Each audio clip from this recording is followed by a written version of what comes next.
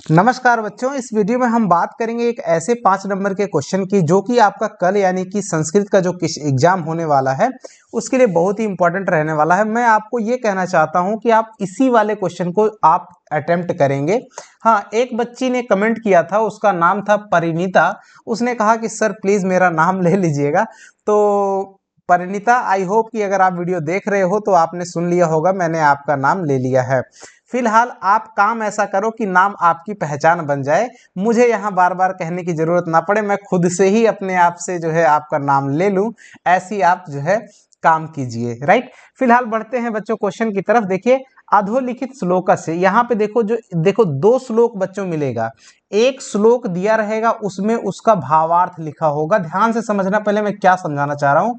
एक है भावार्थ लिखने के लिए और उसमें भी फिल इन द ब्लैंक्स रहेगा और उसको आपको भरना होगा।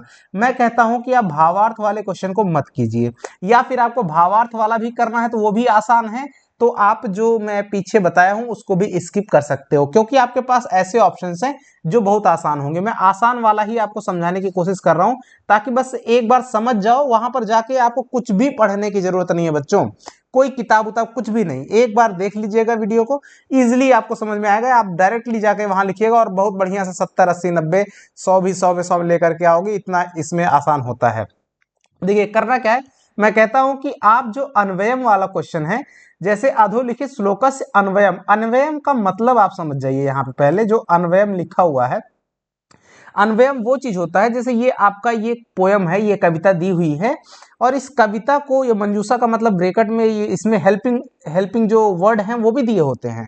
तो आपको इसी कविता को सिर्फ सिर्फ क्या कर देगा, एक्सप्लेन करके, उसका अर्थ नहीं लिखा है, बस इसको बड़ा बड़ा करके लिखा हुआ है। जैसे एक एव खगो मानी वने वसति चातकः, राइट। देखिए क्या कह रहा है, अधोलिखित श्लोकस्य अन्वयम मंजूषाया पदानी चित्वा लिखंतु, राइट।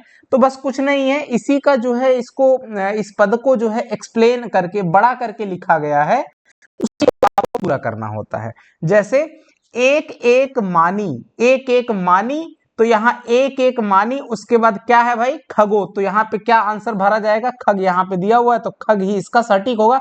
आपको लॉजिकली भी पता चल जाएगा, देखिए आंसर में पहला खग लिखा हुआ है।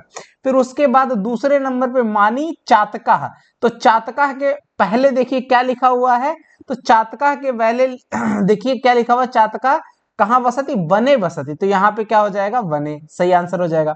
आप सिर्फ इतने लॉजिक को समझ जाइए, बस अपने आप ही इसको मिला मिला करके आप लिखिएगा तो 100% सही होगा और 5 में 5 नंबर मिलेगा, एक नंबर नहीं कटने वाला बच्चों।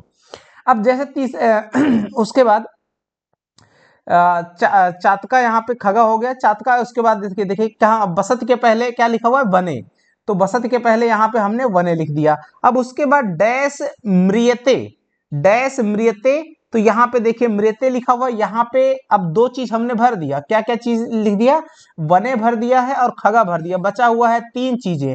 अब 3 चीजें, अब इनमें से हम लोग क्या कह रहा है कि देखिए मित्रते, इसके ठीक पहले क्या लिखा हुआ, पिपासितो, मतलब प्यासा है। चातक मतलब पक्षी होता है, पिपासिता, तो यहाँ पे पिपासिता है जो है इसका सही आंसर हो जाएगा।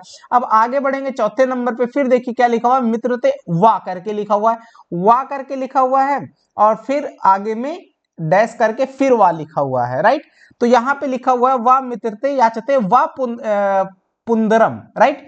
तो पुंदरम जो है आपका सेकंड वाले में, सॉरी पहले वाले में जो है आपको पुंदरम भरना पड़ेगा। देखिए वा पुंदरम, वा पुंदरम ये हो जाएगा, और फिर याचते ये हो जाएगा आपको। तो एक देखिए अब यहाँ पे कैसे समझोगे, तो देखिए यहाँ पे वा लिखा हुआ है, वा के बाद वाला लिखना है, यहाँ पे वा है, वा के बाद वाला, और यहाँ पे वा है, वा के पहले वाला, वा के पहले वाला याचते इसमें हो जाएगा। एकदम आसान सा है। अब देखिए यहाँ पे इसी तरह से आपको दिया हुआ है, देखिए मृगा मृगे संगम संगम नु वज्रंती और गावश्च गोभी तुरागस्तु रगे, राइट। मूर्खश्च मूर्खे सुधिया सुधीभी। अब इसमें आपको इसी को भरना है, समानशील व्यासनेशु सख्यम। तो अब देखिए मूर्खा सुधी भी सख्यम मृगा गोभी, इतना ही भरा हुआ है। 5 में 5 क्या भरना है, डैश मृगा, तो मृग लिखा हुआ है, राइट। तो यहाँ पे देखिए मृगय के पहले क्या लिखा हुआ है, मृगा, तो अपना आंसर पहला सीधा बन गया। अब उसके बाद देखिए तुर्गा, तुर्गा मतलब जो तुरंग मतलब घोड़े को बात करता है, तो यहाँ पे तुर्गा, तुर्गय देखिए, तो तुर्गय के पहले यहाँ पे और कौन सी संख्या दी हुई है, यहाँ पे जो मिल जाए उसको हमको सर्कल कर देना है, मार्क कर देना है, कट मार दीजिएगा, राइट, कट भी नहीं मारना है, आप मार्क कर दीजिए, हाँ इसको हमने भर दिया है। तो इसके पहले क्या है, गोभी, तो गोभी आपको भर देना है, तो दूसरे में गोभी इसका आंसर हो जाएगा। अब उसके बाद गोभी हमने हो गया।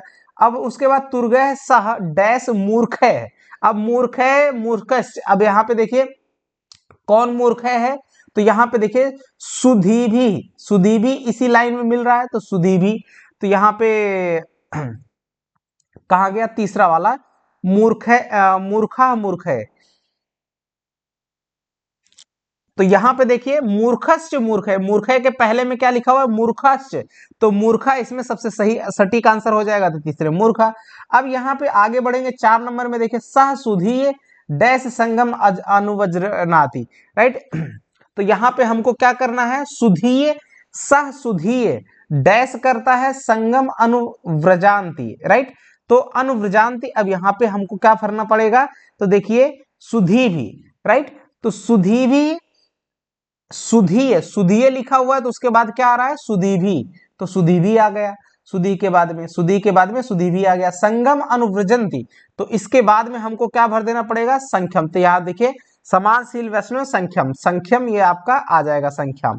तो इस तरह से आपको करना है बच्चों, आई होप कि समझ में आ जाएगा, इसको आप अपने आप से भर लीजिएगा और इसका आंसर यहाँ से देख लीजिएगा। ऐसे ही मैं आपको कहता हूं कि इस वाले क्वेश्चन को जरूर करिएगा। और आपको 2 क्वेश्चन मैंने बताया कि लेटर राइटिंग वाला कैसे है, और उसके बाद चित्र वाला क्वेश्चन है, और ये तीसरा क्वेश्चन है। अभी एक और आपको बताऊंगा कि आपको कौन सा वाला सिलेक्ट करना है। ठीक है बच्चों, बने रहिएगा इस वीडियो को देखने के बाद, अगले वीडियो के लिए भी मिलेंगे अगले वीडियो में, तब तक के लिए नमस्कार, जय हिंद बच्चों।